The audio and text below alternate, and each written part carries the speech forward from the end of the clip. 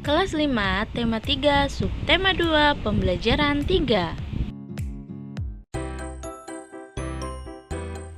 Assalamualaikum warahmatullahi wabarakatuh. Selamat pagi anak-anak. Bagaimana kabarnya hari ini? Mudah-mudahan baik ya. Alhamdulillah hari ini kita masih bisa bertemu kembali di tema 3, subtema 2, pembelajaran yang ketiga. Gimana, sudah siap buat belajarnya? Harus siap dong. Untuk pembelajaran kali ini, tujuan pembelajaran yang akan kita capai adalah sebagai berikut.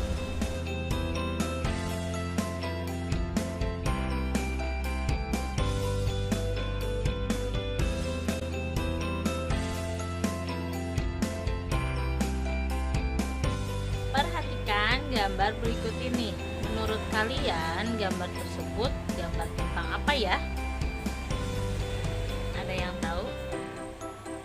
Ya, gambar tersebut merupakan gambar keadaan di pasar. Coba perhatikan baik-baik gambar berikut dan jawab pertanyaan. Suasana di pasar tentu selalu ramai ya. Kira-kira menurut kalian apa saja sih yang bisa kita temui di pasar? Kemudian bagaimana sayur dan buah-buahan bisa sampai ke rumah kita? Serta kira-kira menurut kalian aktivitas apa sih yang bisa kita temui di pasar?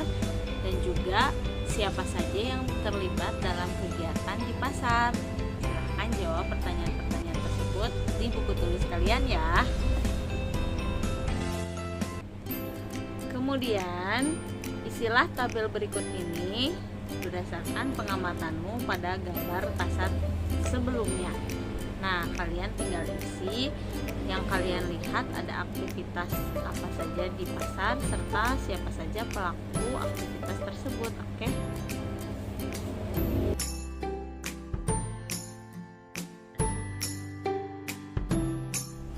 Aktivitas yang dilakukan di pasar, contohnya jual beli, itu juga merupakan gabungan antara aspek sosial dan aspek ekonomi. Bagaimana maksudnya? Aspek sosial di sini merupakan hubungan antara manusia. Jual beli tentunya berhubungan ya antara manusia yang satu dengan manusia yang lainnya.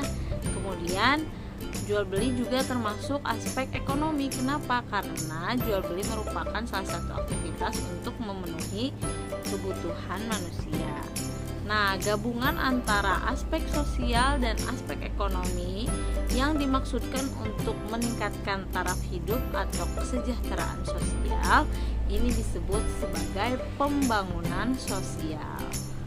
Pembangunan sosial ini tidak hanya untuk meningkatkan kesejahteraan material, tapi juga kesejahteraan spiritual. Nah, hal ini akhirnya memungkinkan warganya untuk bisa mengembangkan dirinya agar kehidupan sosial atau kehidupan ekonominya sama-sama bisa meningkat sehingga taraf hidupnya juga meningkat. Selanjutnya, silahkan kalian cari satu aktivitas yang ada di lingkungan sekitar kalian yang menggabungkan antara aspek sosial dan aspek ekonomi. Kemudian menurut kalian itu untuk meningkatkan taraf hidup yang seperti apa? Silahkan ditulis di buku tulis kalian ya. Pembangunan sosial dimaksudkan untuk meningkatkan kesejahteraan masyarakat. Nah, untuk meningkatkan kesejahteraannya ini tentunya harus dilakukan dengan beberapa aktivitas sosial serta aktivitas ekonomi.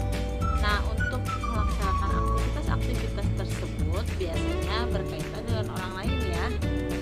Namun ketika berkaitan dengan orang lain, tentunya orang lain tersebut memiliki kebiasaan ataupun istiadat yang berbeda dengan kita.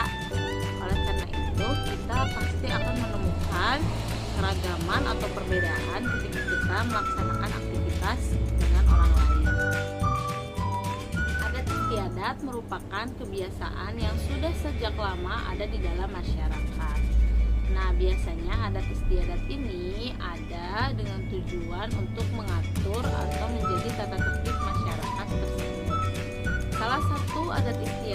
yaitu ada di masyarakat Osing di Banyuwangi. Mereka memiliki kebiasaan campuran antara Jawa, Bali, dan Madura. Selain itu ada juga masyarakat desa di Jawa Tengah dan di Jawa Timur yang memiliki adat istiadat yang sama, yaitu mereka membuat suatu ikatan yang berdasarkan dengan persahabatan.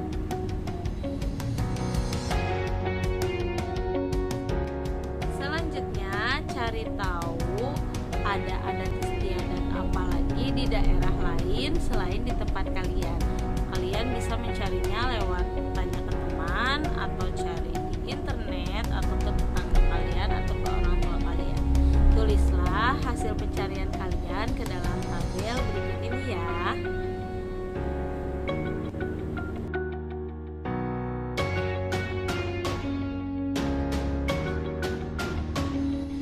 Salah satu adat istiadat yang ada di daerah Subang adalah pertunjukan sisingaan. Pertunjukan sisingaan merupakan sebuah pertunjukan yang membutuhkan kerjasama, kekompakan, kerja keras, ketertiban, dan ketekunan. Semua orang dari segala lapisan masyarakat yang beraneka ragam dapat ikut dalam iring-iringan tersebut. Iring-iringan dilakukan sambil mengitari kampung hingga akhirnya iringan kembali ke tempat semula. Tanpa adanya kerukunan, tentunya kerjasama yang baik tidak akan dapat terwujud.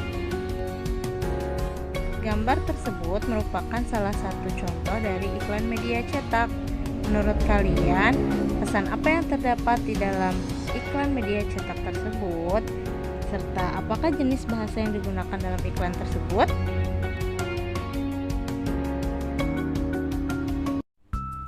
Anak-anakku, tentu kalian masih ingat ya, kalau iklan itu dari segi medianya terbagi menjadi dua.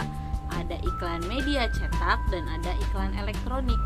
Apa sih bedanya dan apa sih persamaannya antara bahasa di iklan elektronik maupun pada iklan media cetak? Untuk persamaannya, karena mereka sama-sama iklan, tentunya bahasa yang digunakan sama-sama untuk menarik para pembaca maupun pendengarnya.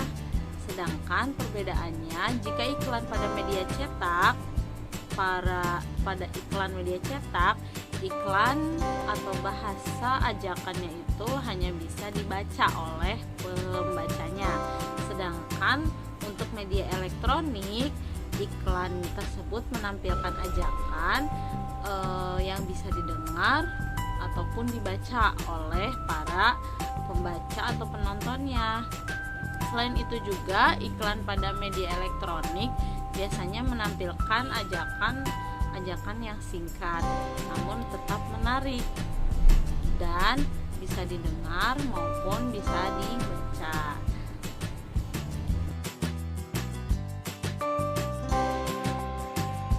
Menggunakan bahasa yang formal atau baku, juga ada yang menggunakan bahasa yang non formal atau tidak baku. Dari paparan ibu tadi, silahkan sekarang kalian simpulkan sendiri apa persamaan dan perbedaan antara bahasa iklan media elektronik dan juga bahasa pada iklan media cetak. Tulislah di buku tulis kalian, oke?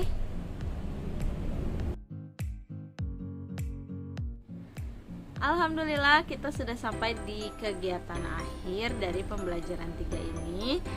Tetap diingat bahwa kita hari ini sudah mempelajari yang pertama, ada aktivitas masyarakat yang digunakan untuk melakukan pembangunan sosial. Nah, pembangunan sosial ini dimaksudkan untuk meningkatkan kesejahteraan atau taraf hidup masyarakat. Hal itu bisa dilihat dari aktivitas-aktivitas masyarakat yang menggabungkan antara aspek sosial maupun aspek ekonomi yang dimaksudkan dalam meningkatkan taraf hidupnya. Selanjutnya kita sudah mempelajari juga bahwa keanekaragaman masyarakat itu juga memiliki adat istiadat. Adat istiadat merupakan kebiasaan-kebiasaan lama yang sudah ada di masyarakat yang fungsinya untuk menjadi tata tertib masyarakat.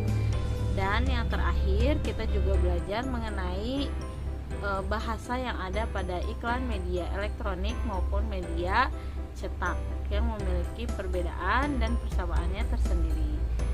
Ya, itu saja pembelajaran untuk hari ini. Sampai jumpa di pertemuan yang akan datang. Ibu mohon maaf apabila banyak kekurangannya dan kesalahan dalam penyampaian Ibu.